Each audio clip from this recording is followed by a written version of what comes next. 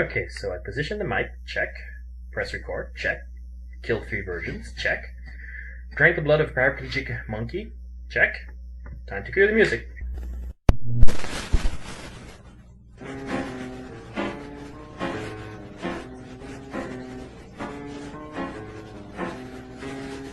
Hi everyone, I'm Dimitri, webmaster of thedreamersedge.com and movie critic for askman.com. I'm sitting here with... I'm Pierre-Olivier, otherwise known as P.O., and I'm a computer engineer, also somewhat of a comic buff. And I'm Chasm. I'm an English editor with Deluxe Digital Studios and a playwright. We're doing a podcast due to popular demand, by which I mean 3 to 7 people asked for it. And well, that is, what, 90% of your viewership? No? Yes, but you're not supposed to say so. Kazan just pretended to spank me. I'm not sure why.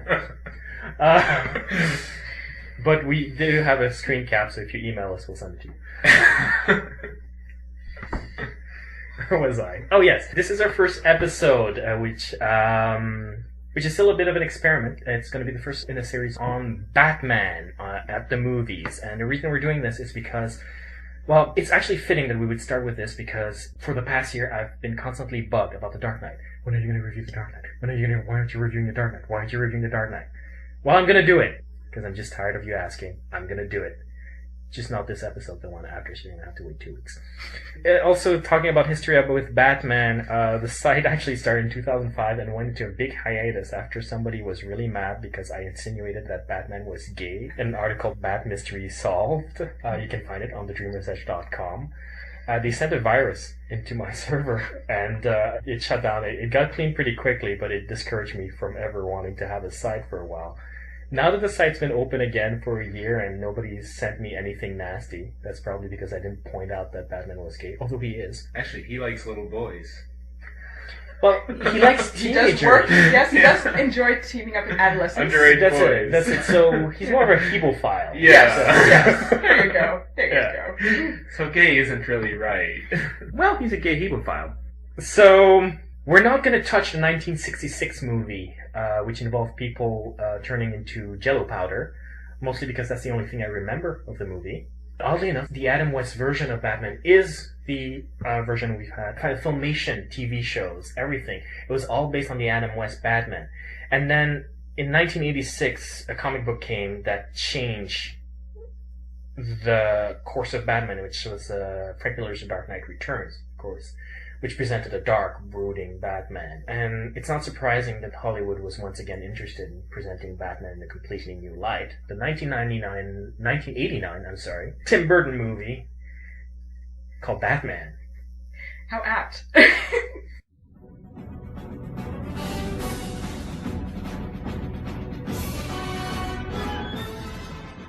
So, Batman, for those of you who are unfamiliar with it, we've got Michael Keaton as Batman, Jack Nicholson as the Joker, and Kim Basinger as Vicky Vale. Fix the story, this is where Batman meets the Joker. You have the bit of the love entanglement with Vicky Vale, and I don't know what else to say.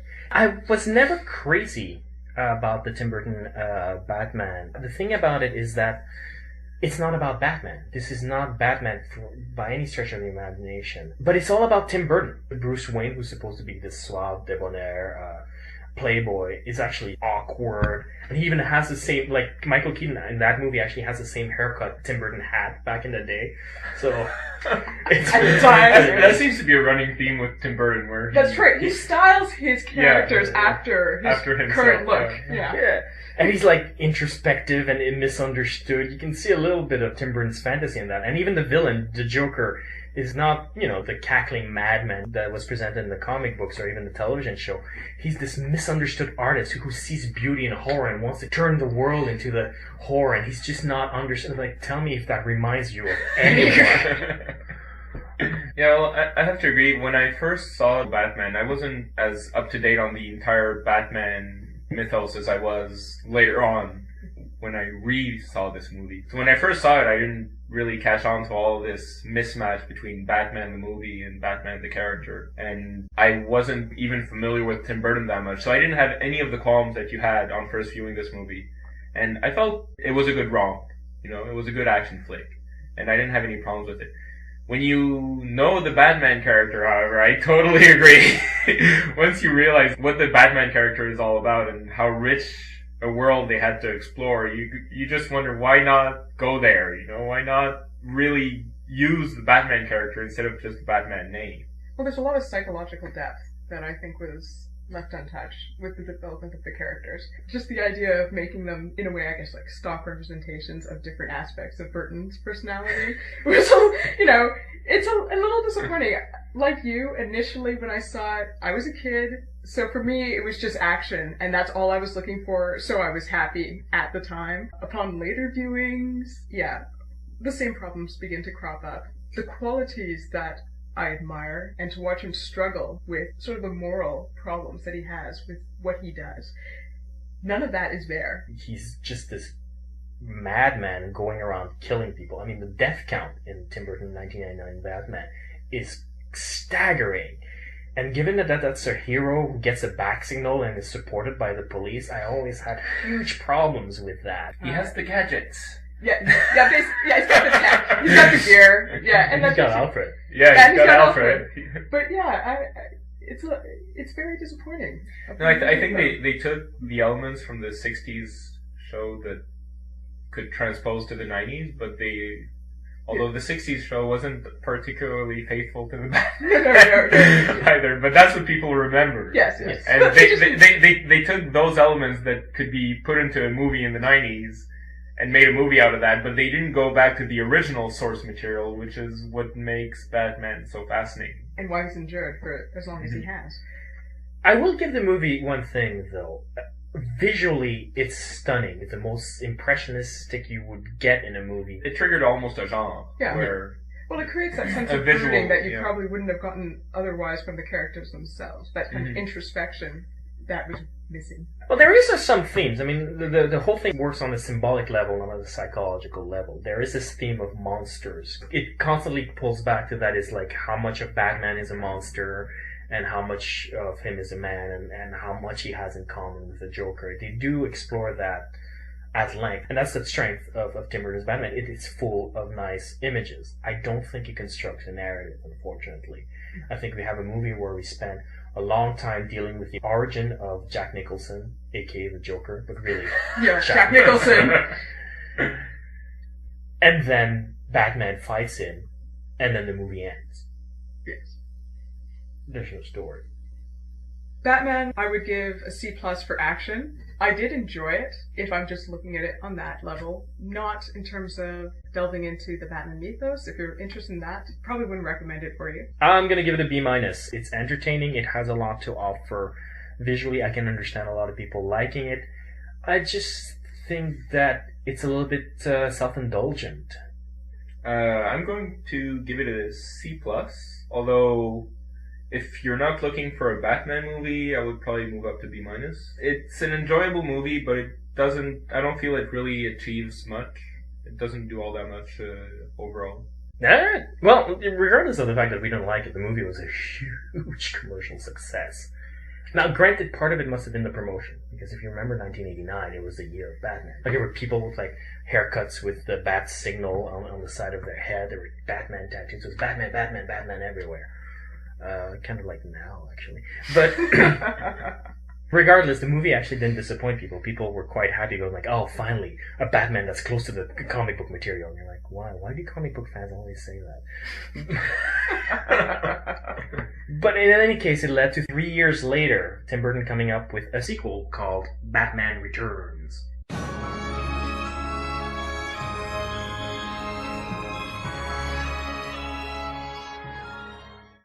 In Batman Returns, they introduce Penguin, which is, what's his name? Danny DeVito. No, not Danny, Oswald Cobblepot. Oswald Cobblepot, who was abandoned as a kid. Was he raised by penguins in this movie? No, he was raised by circus folk. When he grows up, he decides that he wants to reclaim his parents' name and runs for mayor. But because he's horribly deformed, he's also a criminal, and... Hey, that's how it seems in the movie, I know. Criminality, obviously. The Catwoman storyline involves a mild-mannered secretary who discovers something awful in the company she works for and then gets killed for it, comes back to life as a cat. And As a cat? The woman part. Essentially! And carries a whip.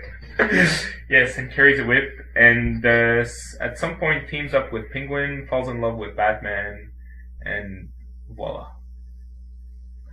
Well, just so we're clear, the movie doesn't actually end that way. That's just the premise. Who plays Catwoman again? Michelle Pfeiffer. Oh my lord. Right. And she's Michelle Pfeiffer in a latex suit. I mean, need I say more? I don't think she's that hot, actually, No? but I think she's a Oh. terrific actress and a great fit for the role. She's still the most memorable Catwoman, She is. She Ever. did a wonderful Catwoman. including the 1960s Catwomen, who were actually quite memorable. Yes. Well, I found the Penguin character also very interesting. Yeah. Again, it's not a wonderful Batman in the sense of Batman mythos, but it's a good movie. The characters are interesting, and the storyline was interesting.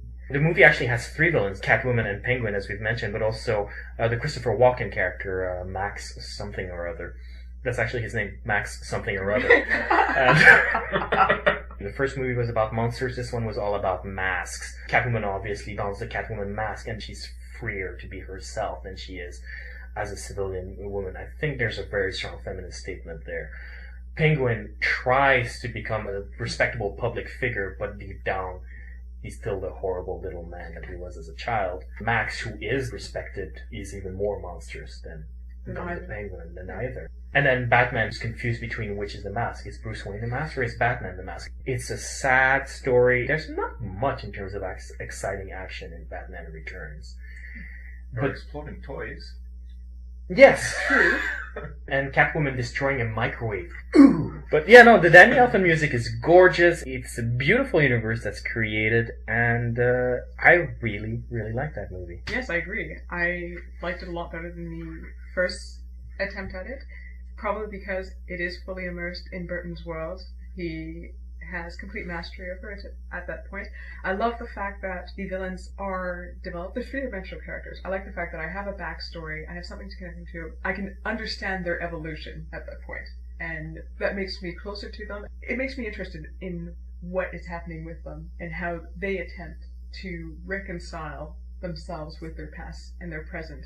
And that's a good point, because I like these villains. I felt empathy for all of them. Exactly. Which is important in a Batman movie. I mean, the villains have always been more important, almost, at least as important as Batman Yes. in Batman. So to be able to like these villains is essential. And it was very well done in this one, where you're almost rooting for Catwoman and the Penguin to find some way to deal with it. Oh yeah. Batman is sort of a cipher in the Tim Burton world. Yeah. He just kind of sits there and does the right thing that the more interesting and flawed villains can't bring themselves to do. But for me, that was always a problem because it almost didn't feel like he was doing the right thing. He goes like, Selena, don't kill a man. You won't walk away from it. I've just killed 17 clowns. Yeah, exactly. He just felt like he had license to do whatever the hell he wanted. It's just sexual frustration over the fact that he doesn't have a Robin. I guess it didn't really try to be Batman that much. No. So you can't really blame it for not being Batman. But it was a good movie. Like the characters, like the story. B-. I would give it a B. I've actually always enjoyed this movie, regardless, just on its own. I like the characters. I like the story itself. I just like the fact that I get to know them. Yeah. Going up the stairs, B+. It's my favorite live-action Batman movie of the 90s. I agree, it's not Batman by any stretch of the imagination, but unlike the first Batman movie, if you take out Batman, it's still a good story. As opposed to the other one where you take out Batman and you have a whole lot of nothing. Yeah. As strange as it might have seemed, the idea of Penguin as the mayor. Yeah. I don't know, part of me was kind of like, you know, if that's what the guy needs to make himself feel accepted and loved, because that's essentially what he's looking for. Mm-hmm. He's looking for love. Something he's not been able to find anywhere. Definitely not acceptance. You know, at least if he can be revered in public, that gives him something to cling to. Yeah, because as a physical freak of nature, he feels he needs that. I mean, I don't think I would have understood as well Arnold Schwarzenegger going into politics before I saw Batman Returns. Good point. But we're probably the only three people who liked it, because that movie was generally panned. Well, I think it's most people who wanted to go see the sequel like first one, and the second one isn't remotely similar Exactly. to the It's first one. completely different. And people rarely jump into a series of the second movie. So they lost their initial audience and they never gained a new one. Well, it's ironic you should say that, because a year before that, Terminator 2 came out. And nobody had seen Terminator, and Terminator 2 was a huge success. Really? Yeah. That's true, actually. Yeah. Okay, hence the generally. Yes, that's right. You Oh, no, qualified no, yourself. I wasn't deflating your point. Yeah. I was making an observation that had nothing to do with what we're talking about. I do that a lot. Actually, you know what? The weird thing is, the critics were lukewarm. They were quite divided by it, but they didn't hate it. Box office-wise, it still made decent money. But it's a case of kind of like Ang Lee's The Hulk, where what really stood out as a problem for the producers is that the fans could not stop complaining about how awful that movie is. And not surprisingly, like The Hulk, it's the most sorrowful, introspective movie of the series, which tells you a little bit about comic book fans. By the way, we're going to do a fanboy special eventually. And the soul is ugly. I do want to touch on something that came out around the same time as Batman Returns, which is the Batman the Animated Series, which I think changed the face of Saturday morning animation. Personally, I really enjoyed the series. I like the fact that we get proper introductions to all the different characters that come into the Batman world. Between the comics and the animated series, that was my real introduction to who Batman is as a character. I like how close he always seems to the villains, you know? In a sense, for me, I could just see them as being his various alter egos. This is the path he could have been taken on in each of them. It's true, the villains in the animated series were mostly played as foils for Batman. Yeah, I like the animation itself as well. Well, the animation is groundbreaking. Yeah. Saturday morning animation was taken over by the likes of, there was Filmation, there was Hanna-Barbera, all that, and they specialized in doing cheap animation. And when television turned into toy commercials, I'm talking G.I. Joe, Transformers, He-Man, yes, I know they're entertaining and they're your childhood, but they were glorified toy commercials. Although we still have glorified toy commercials. This is true. I don't watch They're them, just so I not don't all- know. Yeah. Probably They're for not the my best. toys. Exactly. Yeah. Probably for the best. But it actually degenerated. From that, we fell into Geek Entertainment, which is a French company that could do all of this stuff for half the money as all the other companies. And they specialize in just churning out whatever old crap you ask from them. And it's just very low quality. Even the children felt it back then. And then came Batman the Animated Series, which had no toy line, which was focused on a character and was completely focused on giving you the best animation. And these guys actually came from Warner Brothers, from the Looney Tunes background. A lot of the writers for the Batman the Animated Series and the directors for it were some of the animators, so they could really tell a story visually a lot better. Another advantage they have is being a television series rather than just a 2-hour movie. You can develop more over multiple episodes. Although Batman the Animated Series wasn't big on continuity, the characters always rebooted at the end of the Yeah, episode. I mean, the Batman character and the recurrence. yeah, the recurring characters. I And mean, so you've got this background always even if kind of it's- working yeah. in your head, so you're making the connection. even if it's not explicitly continuous, I mean, Yeah. the people watching it are watching it week after week after week, so they can get to know the characters and the world in a lot more detail. Sure. So you're not rushed to explore everything. Other small detail, it's the first show to have broken windows that used to be censored. Real bullets instead of laser guns. Mm. Actually, the show was very violent when you think Yeah. about it. You know, it's just Batman punching people. G.I. Joe does that all the time. But you were much more involved in the violence. It was a little bit more traumatic. Yeah. By children's standard, of course. I think it's probably the first time when I was watching animation where you actually see the effect of violence on another person. Before it's usually like, you know, okay, you see the punches happening, but they seem to have no actual Yeah. physical effect, whereas now you see blood, you see bruising. Wait, blood? Was it blood? Or did I No, mention that? no, you Maybe didn't it see wasn't blood. blood. Maybe it's just bruising then. Too much anime for Kazan. Maybe it, you know, it might be that. But yes, bruising, definitely. And shows the characters in pain, too. Well, that's exactly it. They actually experience physical pain. Like, if they've been hit, like, oh, you've broken my ribs, you can tell that their ribs have been broken. That's the way they went over the censorship a lot of the time, is that they chose another way of displaying the same result. And a lot of times, because that other way forced them to be more subtle, it was even more effective that they showed them. Yeah. Yes, learn that, Zack Snyder, Watchmen. But one one of the episodes that I remember the most was when the series had evolved to become Gotham Knights. The episode where he dreams that Batgirl gets killed and she falls off a building, and they couldn't show her, going splat. Well, they tried, but the censors went like, "Are you out of your mind?" So here's what they did. They show Commissioner Gordon driving a police car trying to get to the scene, and then they show the cape of Batgirl falling on his windshield from his point of view and breaking the windshield. That's 1,000 times worse. Take that, censors. Yeah. But like you said, highly effective and great storytelling. Which is displayed in the movie that they eventually made in 1993, a year after Batman Returns, called Batman Mask of the Phantasm. Oh, I'm doing that. I don't actually remember this movie enough to review it, so I'll just abstain. What good are you? Look at that. Fine, I quit.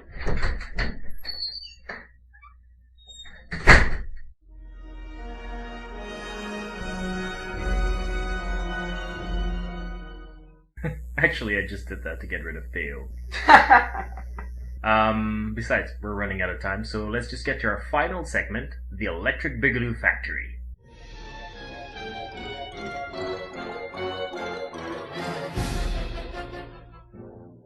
The Electric Boogaloo Factory, ladies and gentlemen, that's when Kazim and I, or whoever's with us, take a movie that generally doesn't deserve a sequel and try to imagine how that would work out if we did make a sequel. Now, technically speaking, Batman Returns does have a sequel. It's called Batman Forever, and we're going to talk about it in the next episode.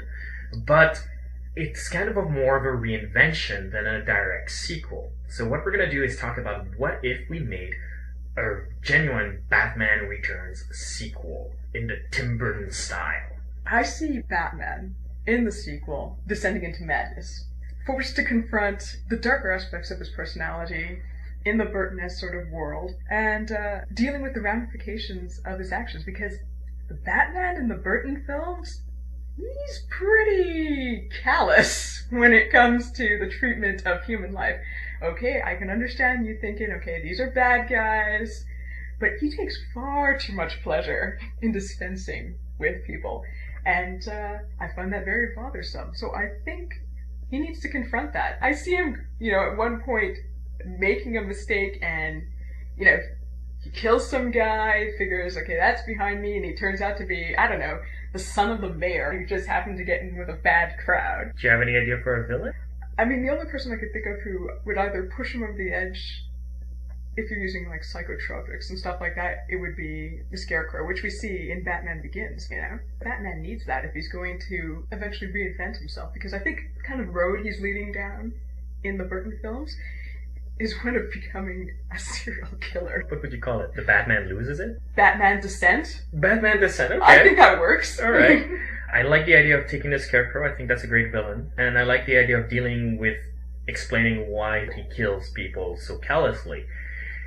Where I disagree with you in terms of making a Tim Burton Batman sequel is that it seems to deal with Batman a little bit too much. Oh, that's true. I forgot. It's supposed to be about the, underappreciated artist that is Burton. So I think, well, first of all, let's change the title. I want to keep that monster movie theme. Batman Returns is really like The Mummy Returns. So the logical step after Batman Returns would have to be Seed of Batman.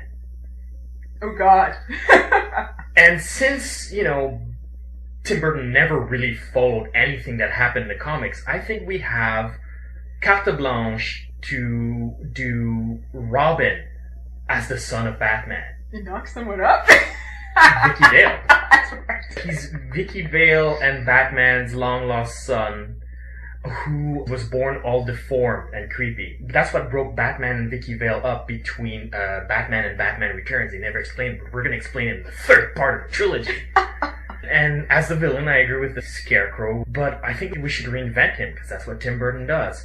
And I think he should follow the theme, so Scarecrow really should also have been born deformed. Well, he should be a crow with scissor hands, and that people called Scaredy Crow, and he just adopted the name Scarecrow. And he's self-hating. We haven't seen that in the two previous Batman movies.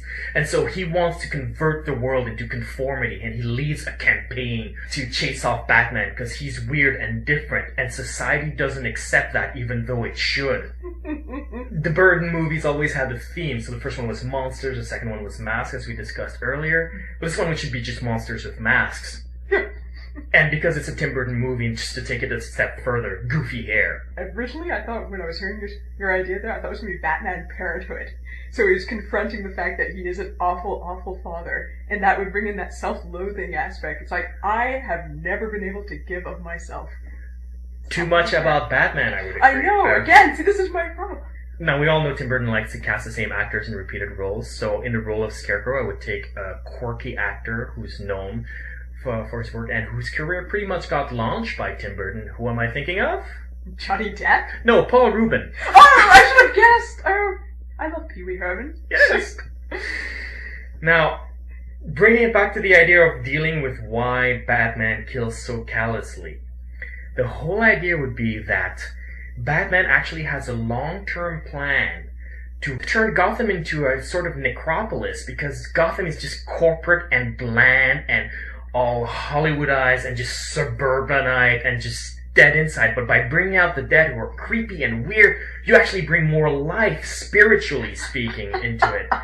So he wants to raise the dead and create an army of lame emo death people, and leading his army will be his son, the Robin. This is the most ridiculous thing I have ever heard! Scarecrow's an ideal nemesis, though, because he's a crow and the crows eat the dead. That's true, they do pick at the dead flesh. Come on, you know that's where Tim Burton was headed. Well, you can't have a Tim Burton series without, at some point, dealing with dead things walking about. I suppose that is also true. A valid point. So it would all end in the final fight in an intricate, beautiful graveyard in the middle of a bland, repetitive suburb outside of Gotham.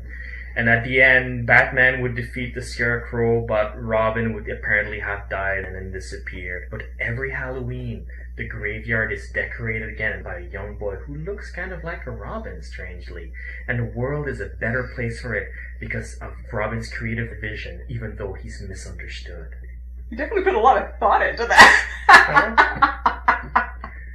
I guess that's enough nonsense. I think so. Alright then, so tune in next time for the part 2 of our Batmania series. The Joel Schumacher years, which we'll call Nipples Galore. And hopefully Pierrot will have gotten over his little tantrum there. So, see you next time. I'm back. Who cares?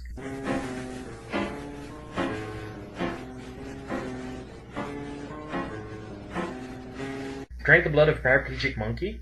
Check. Time to cue the music. Hi everyone! Where's the music? I'm gonna add it later. Oh. Silly monkey. I'm gonna drink your blood.